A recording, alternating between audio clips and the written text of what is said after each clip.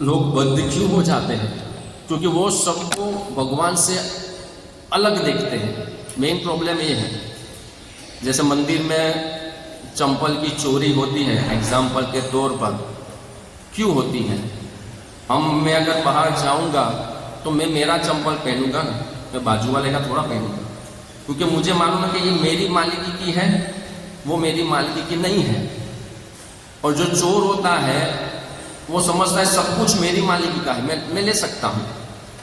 तो जो चोर होता है उसकी मेंटालिटी होती है सब कुछ मेरे लिए है।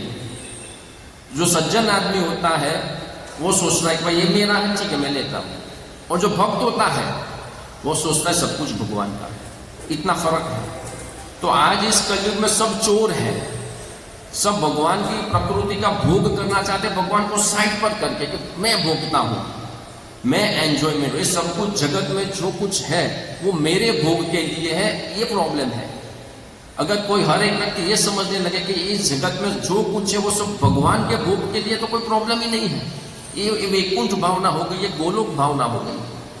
प्रॉब्लम तब आता है, मनुष्य तब इस जगत में जन्म में फंसता है जब वो भोगना चाहता है। इसलिए यहाँ पे क्या लिखते हैं कि जब कोई व्यक्ति देखता है कि सब कुछ भगवान की मालिकी का है, तब भौतिक इंद्रिय भोग का अवकाश ही नहीं रहता।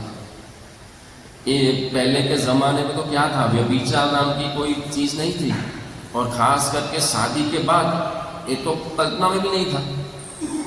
तो अभी क्यों चला है? इसलिए चला है कि भाई सब कुछ मेरे लिए है। अगर ये व्यक्ति सोच रहे कि भाई ये मेरी मालिकी का नहीं है तो मैं इसको कैसे भोग कर सकता हूं? तो जब कोई व्यक्ति इस जगत में ये सोचने लगे कि इस जगत में मेरा कुछ है ही नहीं, हम बोलते हैं ना कोई खाली हाथ आवेला खाली हाथ जवाना, कितना बोलते हैं ये फिलोसॉफी, बच्चे बच्चे को मालूम है, खाली हाथ आवेला खाली हाथ जवाना। मतलब इसका मतलब क्या है कि हम इस जगत में आए कुछ नहीं था, एक पैर कपड़े की भी नहीं थी, वो भगवान ने दिया। माता पिता भगवान ने दिया, घर भगवान ने दिया, कपड़े भगवान ने दिया, एजुकेशन भगवान ने दिया, पैसा भगवान ने दिया, पत्नी बच्चे सब कुछ भगवान ने दिया कुछ सालों के लिए। और कुछ सालों के बाद वो ले लेते हैं और हम सोचते मेरा चला गया, पैसे का नुकसान हो गया तो डिप्रेशन में बर्बाद हो गया। अल्लाह भाई तेरा था क्या कि तू बर्बाद हो गया? तुम्हारा कुछ था क्या लेके आए थे? तो ये पूरा जो है वो अज्ञान का आवरण है सबके ऊपर। और क्यों आवरण है? क्योंकि संग नहीं है। सुबह उठते ही लोग क्या करते हैं, बच्चे होते वो स्कूल पे जाते हैं, फटाफट नहा धो करो, मेरी बस आ जाएगी, स्कूल का टाइम हो जाएगा। कुछ भगवान के बारे में सोचा? मनुष्य जन्म के बारे में सोचा? नहीं सोचा। और जो बिजनेस करते हैं, नौकरी करते हैं, वो क्या करते हैं, थोड़ा बहुत मोबाइल देख लिया, न्यूज़पेपर पढ़ लिया, फटाफट नाश्ता वास्ता किया, नौकरी पे चले गए। भगवान के बारे में सोचा?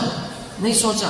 पूरा दिन पैसे के पीछे दौड़ते हैं। वो वहां पे नौकरी में, बिजनेस में कोई ऐसा व्यक्ति मिला कि जो बोलते देखो मनुष्य जन्म मिला है, कुछ साल के बाद चला जाएगा, भगवान को प्राप्त कर लो। कौन बोलता है? कोई नहीं बोलता। फिर रात को आए, टीवी देखा, खाना खाया, इंद्रिय भोग, सो गए। तो पूरा संग कैसा है? पूरा संग अभक्तों का है। पूरा जगत ज्यादातर अभक्त है, जो भगवान के बारे में कोई इंटरेस्ट ही नहीं है। बोलने का शुरू करते तो भाग जाते हैं।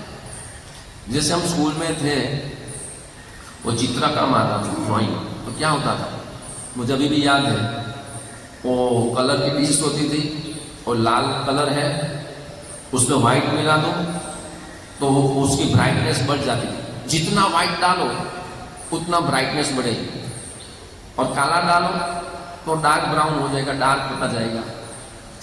क्या मिक्स करते हैं, कौन सा रंग मिक्स करते हैं, उसके ऊपर उसकी ब्राइटनेस डिपेंड है, उसके ऊपर उसकी डलनेस डिपेंड है, क्या मिक्स करते हैं। तो पूरा दिन सुबह से लेकर रात तक हम हमारे जिंदगी के रंग में क्या मिक्स करते हैं, ब्राइटनेस या डलनेस, व्हाइटनेस या ब्लैकनेस, क्या मिक्स करते हैं पूरा दिन। ओ एंजॉय करो, भोग करो, ये सब तुम्हारे लिए है। ये उम्र मौज मजे करने की है, ये भक्ति करने की उम्र है क्या? भक्ति तो बुढ़ापे में करते हैं, अभी मजा करो। लेकिन जब तुम बूढ़े हो जाओगे भाई, तुम्हारे में चलने का होश नहीं होगा। मैंने अभी एक रिलेटिव को बोला कि माला करो, तो उसको बोले मैं माला करती हूँ तो मेरे हाथ में प्रॉब्लम हो जाती है, डॉक्टर ने ना बोल दिया। एक वक्त सुबह 4 बजे उठते हैं तो डॉक्टर ने बोल दिया कि इतना जल्दी मत उठो, बीमार पड़ जाओगे, क्योंकि बचपन से प्रैक्टिस नहीं है भक्ति करने की। और फिर बुढ़ापे में करने जाओगे तो शरीर साथ नहीं देता, कोई हिसाब नहीं के देगा, बहुत ही कष्ट होगा। इससे यही उम्र है, इसलिए प्रहलाद महाराज कहते हैं कि बचपन से भक्ति करो, जितनी हो सके उतनी करो। ऐसा नहीं कि घर बार छोड़ दिया, ठीक है, कोई छोड़ सकता है तो वेल एंड गुड, लेकिन जो है जितना है उसी समय में थोड़ा थोड़ा प्रैक्टिस, उस हिसाब से भगवान की प्राप्ति होगी। ड्राइव करते हैं, हमारा इतना फोकस रहता है, 4 व्हील चलाते पूरा उसका ऊपर पूरा कंट्रोल रहता है। ड्राइविंग का कब ब्रेक लगानी है, कब क्लच दबाना है, कब पेट्रोल देना है, ये सब हम पूरा फोकस करके चलाते हैं। और जिसका फोकस हट गया, कंट्रोल खो गया, एक्सीडेंट हो जाता है। हम कई बार इतनी स्पीड में चलाते हैं फिर एक्सीडेंट हो जाते हैं। कई बार होता है तो मैं उसको बोला भाई तुम्हारे कंट्रोल में नहीं है, जितना कंट्रोल में उतना भगाओ ना भाई। 1-2 बार किसी ने ठोका तो मैंने बोला भाई तुम्हारे कंट्रोल में नहीं है, इतना स्पीड क्यों चलाते हो, जितना कंट्रोल कर सको उतना चलाओ। तो उसी तरह से हमारा जिंदगी कंट्रोल तो है ही नहीं। मोबाइल बोलता है खराब देखो, हम देख लेते हैं, कोई कंट्रोल नहीं है। जीवा बोलते हैं भाई ऑमलेट खा लो, खा लेते हैं, कोई कंट्रोल नहीं है। तो आँख कान नाक जीवा त्वचा पर तो कोई कंट्रोल ही नहीं है, तो एक्सीडेंट होगा, जरूर होगा। सोबरी मुनि तो यमुना नदी के जल में चले गए, फिर भी एक्सीडेंट हो गया, सिर्फ मछलियों को देखकर भोग करते हुए, क्योंकि उसने आँख पर कंट्रोल नहीं किया। भाई देख लेते क्या हो रहा है। विश्वामित्र ने 60,000 साल तप करके आंखों को थोड़ी छूट दी, कानों में से तो आवाज सुनी छन छन छन छन, लेकिन आंख कोई क्या है देख लेता हूं, कोई होगा नहीं, कुछ नहीं होगा, कौन है। एक मौका दिया, एक थोड़ा सा मौका। अजामिल ब्राह्मण का पुत्र गया जंगल में, तो क्या हो रहा है, नहीं मुझे नहीं देखना है, मुझे नहीं देखना है, मुझे नहीं देखना, देख लिया, क्या हो गया।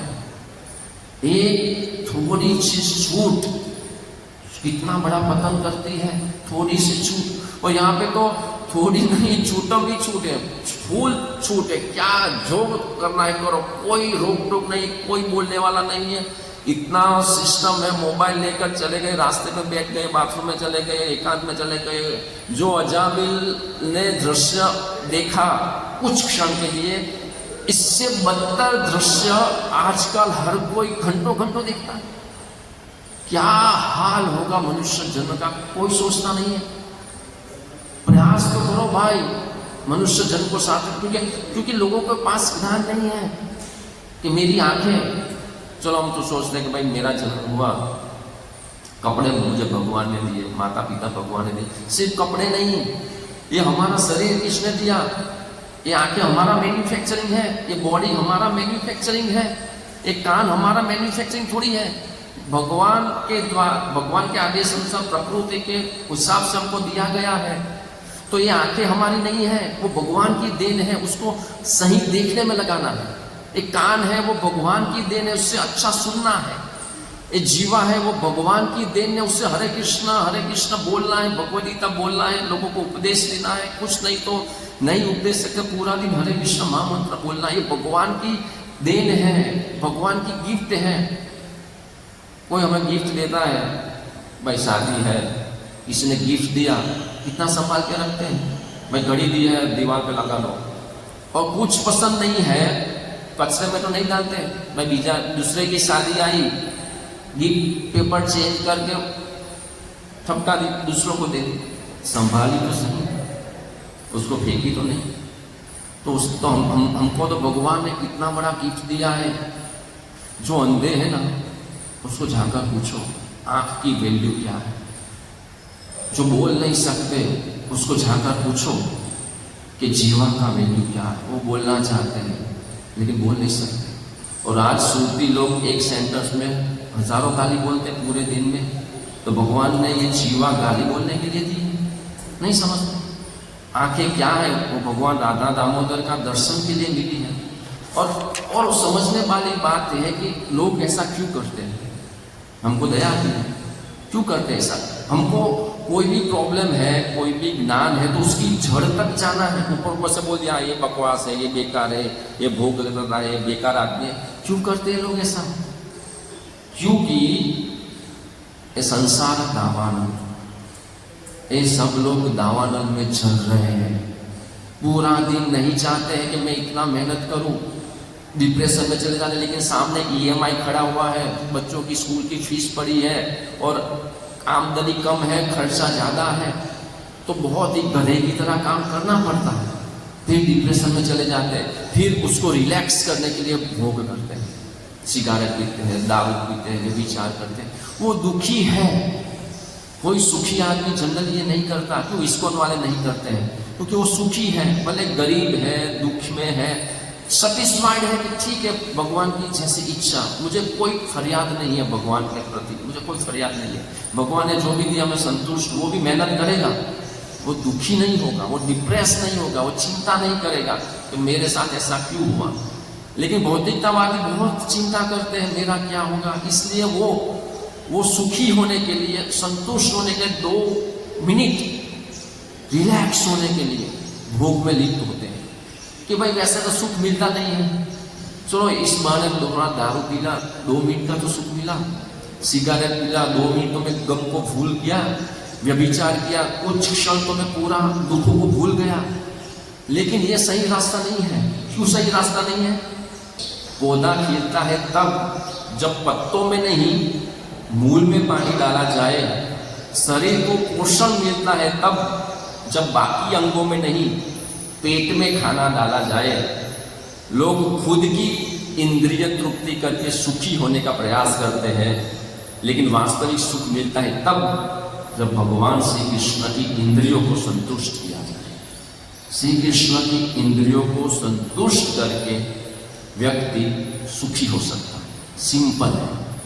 कृष्ण को संतुष्ट करो, कृष्ण को भोग लगाओ, आंखों से कृष्ण का दर्शन करो, जीवा से हरे कृष्ण बोलो। शुरू में कड़वा लगेगा, हो सकता है प्रैक्टिस नहीं है, अभ्यास नहीं है, अनेक जन्मों से भोग में पड़े हैं, कड़वा लगेगा। लेकिन महामंत्र लेते लेते वो जॉन्डिस का पेशेंट गन्ना चबाएगा, कड़वा लगेगा, चबाएगा, कड़वा लगेगा, चबाएगा, कड़वा लगेगा, चबाते एक दिन उसको ऐसा है कि जब उसको मधुर टेस्ट मिलेगा गन्ने का। उसी तरह से हरे कृष्ण, प्रभु नींद आती है, नहीं मजा आता है, हरे कृष्ण बहुत कड़वा लगता है, माइंड भटकता है, हरे कृष्ण थोड़ा मजा है, हरे कृष्ण हरे। भगवान संतुष्ट होते जाएंगे, मजा आता जाएगा, संतुष्ट होते जाएंगे, मजा आता जाएगा। मजा लेने के लिए भक्ति नहीं करते हैं, लेकिन जैसे जैसे भगवान संतुष्ट होंगे वैसे वैसे हमारी प्रसन्नता बढ़ेगी ऑटोमेटिक। कुछ अलग से करने की जरूरत नहीं। और कोई बोला कि मैं तो काफ़ी साल से हरे कृष्ण कर रहा हूँ, मुझे मज़ा नहीं आता, कुछ गड़बड़ है, नाम अपराध हो रहा है, निंदा हो रही है, भोग विलास में पड़े हो, थोड़ा माला भी करते, कुछ ना कुछ गड़बड़ी है। भगवान जैसे हम खाना खाते हैं, प्रसाद लेते हैं, बहुत भूख लगी है, प्रसाद दिया, हम बाजू वाले को पूछते हैं और भाई मेरा पेट भरा कि नहीं, जरा देखो ना। हमको खुद मालूम पड़ा, हाँ पेट भरा, संतुष्टि हुई।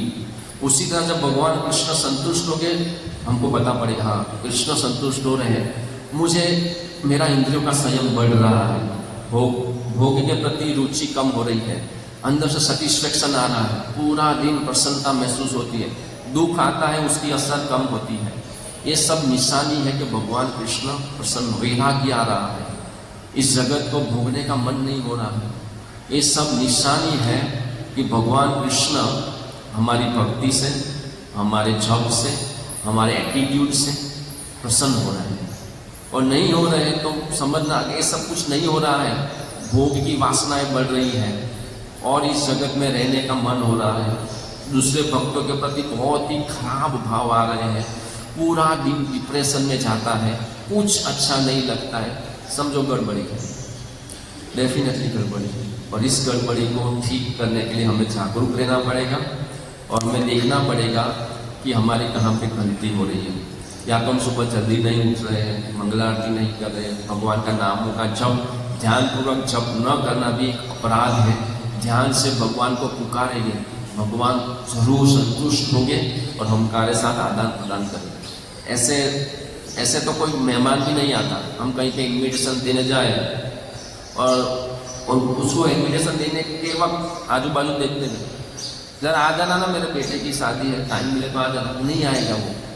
उसको बोले प्रभु आप नहीं आओगे मैं मेरे बेटे की शादी नहीं करूँगा, आपकी मुझे बहुत ही ज़रूरत है, आप शादी में आओगे तो हमारे बेटे की शादी में 4 चांद लग जाएगा, प्लीज़ आओ, आपके बगैर अच्छा नहीं लगेगा, पूरा फंक्शन अधूरा रह जाएगा, आपको आना ही पड़ेगा। वो आएगा, 1000 काम छोड़कर वो आपके बेटे की शादी में आएगा, अगर आप इस तरह से बुलाते हैं तो। और अगर ऐसे ही बोला ठीक है आ जाना भाई खाने के टाइम पर, वो नहीं आएगा। उसी तरह भगवान को पुकारने का भी एक तरीका है, जप करने का भी तरीका है, दिल से बुलाने का भी तरीका है। आते हैं भगवान, पुकारते हैं कि वो पुकारने की चेष्टा होनी चाहिए, पुकारने का दम होना चाहिए, वो पुकारने का वो अग्नि जलना चाहिए, तो भगवान हमारे साथ आदान प्रदान करेंगे, हमें भक्ति में आगे बढ़ाएंगे, हमारे अनर्थों का निवारण करेंगे और इस तरह से हमारी भक्ति में प्रगति होगी। हरे कृष्ण। तो हमारा समय यहीं पर समाप्त होता है। कोई प्रश्न हो तो बाद में ले सकते हैं। हरे कृष्ण।